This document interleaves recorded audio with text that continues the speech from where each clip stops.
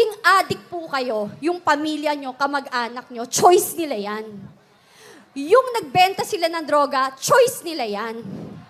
Yung naging drug lords and drug dealers sila, choice din nila yan.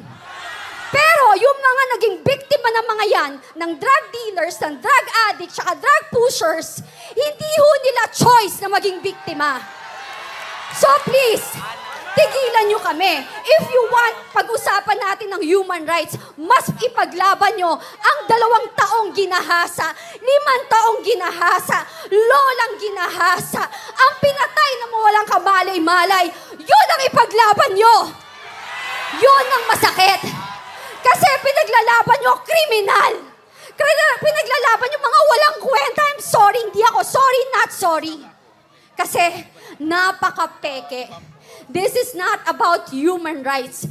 This is a political assassination.